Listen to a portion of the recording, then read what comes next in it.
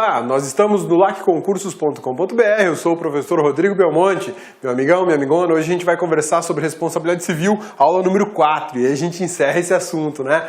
Vamos parar por aqui, 4 aulas de responsabilidade civil, mas o Cabeça ainda vai te trazer exercícios sobre responsabilidade civil, uma aula específica de exercícios, tá bom? Fica tranquilo. Vamos lá então para a gente liquidar essa fatura.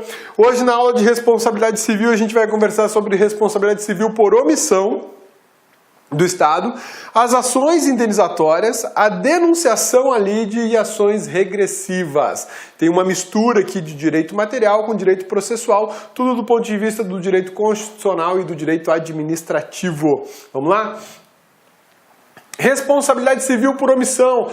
Trata-se de responsabilização do Estado quando o dano é decorrente de uma omissão. O tempo todo a gente falou aqui do Estado fez isso, o Estado fez aquilo, o agente público fez isso, o agente público fez aquilo. Agora a gente vai conversar justamente sobre quando o Estado não faz, quando o Estado fica na inércia, quando o agente público deixa de fazer aquilo que ele deveria fazer, né? Então, essa aula é específica sobre a omissão do Estado e a omissão que gera a responsabilidade civil. Essa responsabilidade aparece quando ocorre a ausência de atividade estatal. Isso aqui é muito forte, isso aqui é muito importante. A ausência de atividade estatal pode ser equiparada a uma falha no serviço. Tá lembrado de alguma coisa que diz respeito à falha no serviço público, né?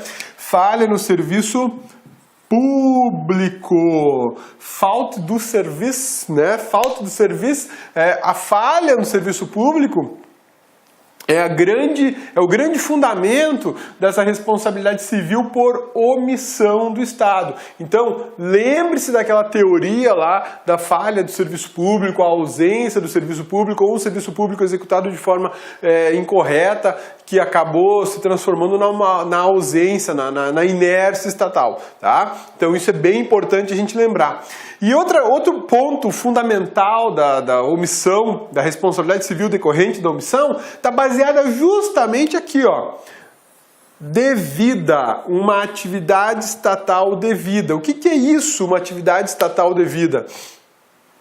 Fala-se devida quando o Estado tem o dever de agir e não age. É uma obrigação prevista em lei, é um serviço público previsto em lei, o Estado deveria agir e não agiu, omitiu-se. Essa omissão ela é muito grave e ela gera responsabilidade civil para o Estado. Em razão de uma inércia estatal, você pode ter uma morte, pode ter um acidente, pode ter uma fratura, pode ter um dano pecuniário, enfim, são diversos os danos que podem decorrer da inação do Estado. Durante todas as aulas de responsabilidade civil, a gente conversou da seguinte maneira, né? O Estado fez, o Estado fez, o Estado fez, o Estado aprontou. Aqui a gente está dizendo que ele não faz, quando ele fica inerte, quando ele fica quieto, quando ele deveria agir e não age. Belezinha? Sussa? Tranquilos? Então vamos lá. Segundo a doutrina majoritária, essa situação de inércia estatal não está prevista no artigo 37, parágrafo 6º da Constituição Federal de 1988. E essa informação é super importante, tá? O fato de realmente não estar previsto. A gente viu na aula passada o 37, parágrafo 6º, e verificou que não tinha lá falando nada de quando o Estado deixa de agir, ou deixa de fazer, ou omite-se de algum dever que ele possui, né? E realmente não consta essa informação lá. Isso nos faz entender, nos faz crer que a responsabilidade civil do Estado, em razão da sua omissão, ela não é responsabilidade civil objetiva, ela é responsabilidade civil subjetiva, tá? Isso é uma dica bacana e fundamental. A responsabilidade civil do Estado por omissão é uma responsabilidade civil subjetiva, porque nós vamos ter que explorar a culpa, né? Uma negligência, uma imperícia, uma imprudência. E excepcionalmente eu vou falar para vocês uma responsabilidade civil objetiva para a omissão, mas isso é uma exceção, é um caso muito peculiar que a gente vai conversar na aula de hoje, tá? a princípio, a regra é a seguinte: a inação do Estado gera responsabilidade civil subjetiva. Tudo bem? Beleza? Sussa? Tranquilos? Olha só, esse dispositivo constitucional que prevê a responsabilidade objetiva, que é o 37, parágrafo 6º, ele não prevê a responsabilidade subjetiva. A falta... Opa, tá muito bagunçado, né? Vamos apagar um pouquinho aqui, né? A falta de atividade estatal não gera responsabilidade objetiva, que está calcada na ação positiva do Estado. O artigo 37, parágrafo 6º da Constituição Federal, o artigo 37, parágrafo 6º da Constituição Federal, ele estabelece que o Estado tem responsabilidade objetiva para suas ações positivas, ou seja, quando ele fez alguma coisa, ele ou seus agentes públicos, né, ou particulares no exercício de serviço público, executaram alguma atividade, agiram de forma positiva e causaram dano. Aí eles estão sujeitos à responsabilidade civil objetiva. Agora, quando fala da inação, da inércia, eu não tenho informação no artigo 37, parágrafo 6º. A falta está inserida na teoria da responsabilidade subjetiva, ou também conhecido como culpa anônima. A responsabilidade civil subjetiva aplicada no caso de omissão estatal, ela também é chamada de culpa anônima. Culpa anônima. Fica esperto com isso, porque isso cai em prova. Muita gente boa por aí não consegue responder uma questão fácil porque não sabe dessa expressãozinha aqui, ó, culpa anônima. E a culpa anônima nada mais é do que a responsabilidade civil subjetiva aplicada para o Estado nos casos de omissão estatal. Esse posicionamento é da doutrina e da jurisprudência dominantes, tá? Ou seja, STJ, STF e a doutrina de direito administrativo de forma geral, a grande maioria, fala da responsabilidade subjetiva na culpa anônima. Posição minoritária, e aí eu chamo a atenção para vocês, porque a posição minoritária não é de um professor qualquer, é do professor José dos Santos Carvalho Filho, né? Ele ensina que a responsabilidade é objetiva no caso de omissão do poder público. O professor Carvalhinho tem esse entendimento em razão da convicção dele de que se é o Estado que agiu ou deixou de agir, a responsabilidade tem que ser objetiva da mesma forma, né? E ele é um posicionamento minoritário, praticamente isolado, porque a grande maioria da doutrina, se não quase toda ela, fala da responsabilidade subjetiva. Caber assim na prova, eu marco o quê? Responsabilidade subjetiva. Responsabilidade subjetiva para as omissões estatais. É isso que você vai marcar na prova, tá? Exceto se o examinador falar, segundo o professor José dos Santos Carvalho Filho, o famoso Carvalhinho, a responsabilidade é objetiva, mas aí ele está direcionando o questionamento, tá? E ele pode fazer isso, o examinador, você já sabe que ele é o Fred Krueger, né? Ele pode direcionar o posicionamento que ele quer. Ó, eu quero a resposta que está no livro do Marcelo Alexandrino e do Vicente Paulo. Eu quero a resposta que está no livro da professora Maria Silvia de Pietro. Paciência, a gente está estudando, tem que estar ligado com muitas informações. É por isso que o Cabeça traz para vocês esse tipo de coisa. Informação da doutrina e informação da jurisprudência, tá bom? E esse é um ponto muito delicado da nossa aula, porque o examinador vai querer te jogar a informação de que a responsabilidade é objetiva. Você vai tranquilo dizer que isso está errado, porque é subjetiva. A grande maioria da doutrina e a jurisprudência diz que é subjetiva. Exceto se ele te falar do Carvalhinho. Aí você vai ter que dizer que é objetiva, tá bom? Beleza? Sussa? Tranquilos? Vale ainda destacar que a responsabilidade civil pela omissão estatal não é da teoria civilista, pois é necessária a prova de dolo e culpa do agente público, né?